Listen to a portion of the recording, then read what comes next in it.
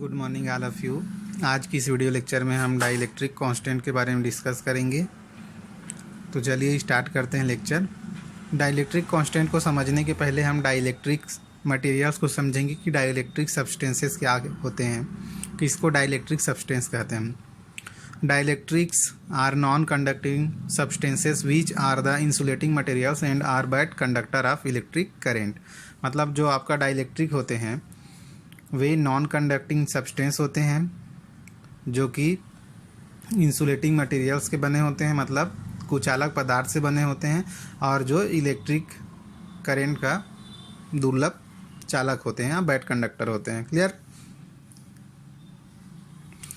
देखो डाइलेक्ट्रिक जो होते हैं, डाइलेक्ट्रिक मटेरियल्स को इलेक्ट्रोस्टैटिक चार्ज को होल्ड करने के लिए बनाया जाता है। जनरली ये क्या करते हैं, जो इलेक्ट्रोस्टैटिक चार्ज होते हैं उनको होल्ड करके एनर्जी की बहुत कम मात्रा को हीट के फॉर्म में बाहर भेजता है या शो कराता है। ये डाइलेक्ट्रिक का प्रॉपर्टीज़ होता है। अब देखते हैं कि डाइलेक्ट्रिक्स कौन कौन से सब्सटेंस होते हैं। तो आपका डाइलेक्ट्रिक सब्सटेंसेस है, माइका है, प्लास्टिक्स है, ग्लास है, पोर्सलिन है और बहुत सारे मेटल ऑक्साइड हैं। अब हम देखेंगे कि डाइलेक्ट्रिक कितने टाइप के होते हैं।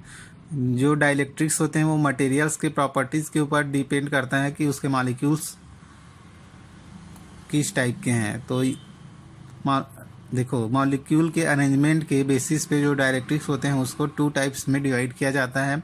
इसमें फर्स्ट होता है आपका पोलर मॉलिक्यूल और आपका सेकंड होता है नॉन पोलर मॉलिक्यूल्स। अब हम देखेंगे कि डाइलेक्ट्रिक कांस्टेंट क्या होता है।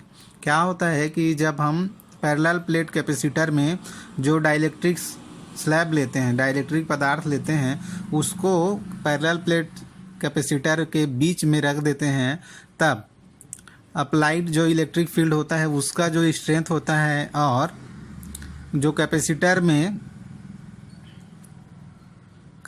के कारण जो इलेक्ट्रिक फील्ड होता है, कैपेसिटर में जो इलेक्ट्रिक फील्ड होता है, रिड्यूस्ड इलेक्ट्रिक फील्ड, उसका जो स्ट्रेंथ होता है, तो उन दोनों का जो स्ट्रेंथ होता है उनका रेशियो जो है वही आपका डाइलेक्ट्रिक कांस्टेंट कहलाता है।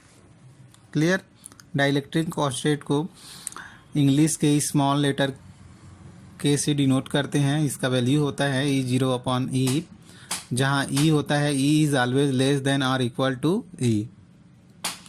और जो आपका E0 है वो डाइलेक्ट्रिक होता है और आपका जो E है वो नेट फील्ड होता है। The larger the dielectric constant the more charge can be stored.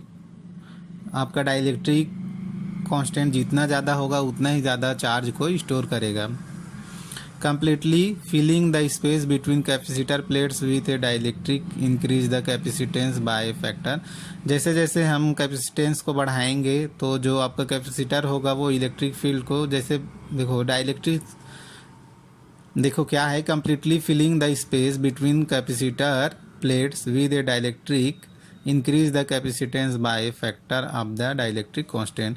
Dielectric constant को हम जैसे जैसे बढ़ाएंगे वैसे ही जो आपका डाइलेक्ट्रिक्स होंगे वे कैपेसिटर को कंप्लीट फिल करेगा। आपका देखो ये डाइलेक्ट्रिक कांस्टेंट है, कैपेसिटेंस क्या होता है C is equal to K into C0, वेयर C0 is the capacitance of the no dielectric between the plates. ये तो हो गया आपका डाइलेक्ट्रिक कांस्टेंट। बस इतना ही है डाइलेक्ट्रिक कांस्टेंट। अगर समझ नहीं आया हो तो मेरे से पूछ लेंगे। Okay, thank you.